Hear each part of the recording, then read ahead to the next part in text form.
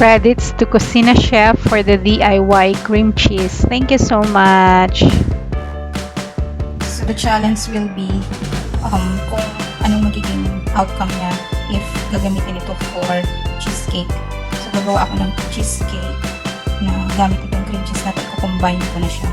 So let's see after kung gawin yung cheesecake, let's see kung ano ang magiging lasa niya compared sa mga nabibili sa market na cream cheese.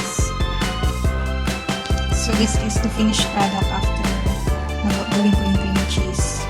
This part is yung nagawa sa Alaska na fresh milk, and then this one is yung rare brand powdered milk. This one, yung consistency niya is mas compact at saka mas fine since siguro na liquid siya.